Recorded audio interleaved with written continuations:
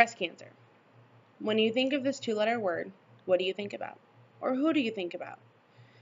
First of all, I think of my grandma, who was diagnosed at the age of 60, my aunt, who was diagnosed at the age of 35, and my mom, who was diagnosed at the age of 30.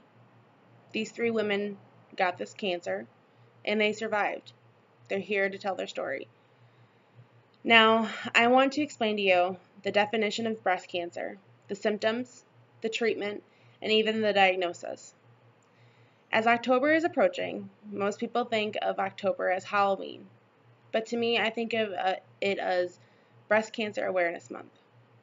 Everyone's wearing pink, everyone's supporting each other, and everyone is there for each other.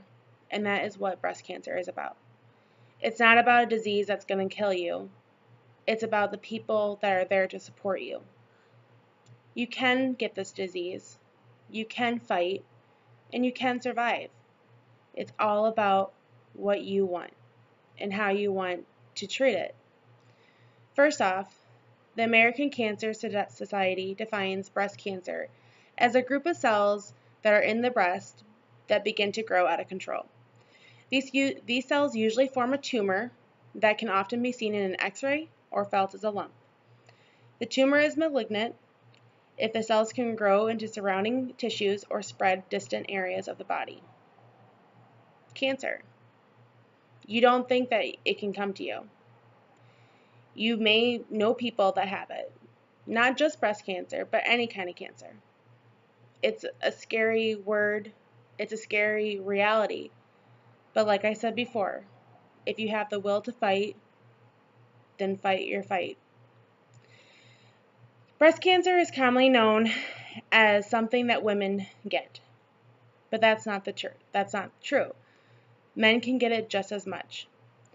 In 2018, 266,210 women were diagnosed with invasive breast cancer. Invasive means that the cancer has invaded surrounding areas of the body. 63,960 women were diagnosed with non-invasive breast cancer. That's still a high number. In 2018, 2,550 men were diagnosed with an invasive breast cancer. That's a small number, very, very small number compared to women. So what are we going to do about this? How are women supposed to fight? Well, there are options. You can make sure you do a self-breast exam.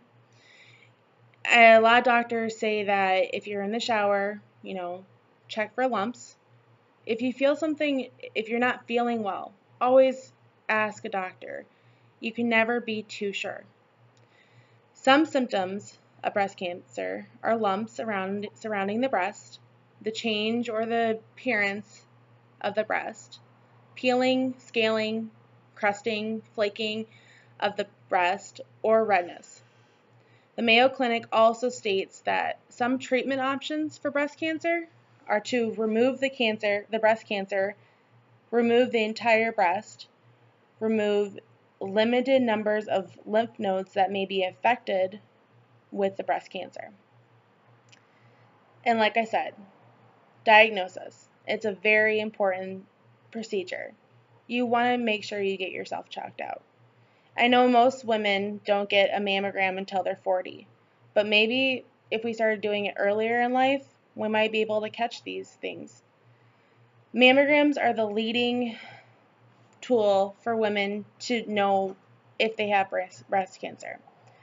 And if you do a breast cancer exam on yourself, always, if you don't feel right, always reach out to someone. Reach out to a doctor. Now, after you have experienced cancer and you survive, there are support groups. I know that everyone feels like they're alone, but they're not. You could be walking down the street. Your neighbor could have it. Your friend could have it. Your teacher could have it. Anyone that you meet can be affected with this disease. We all need to support each other.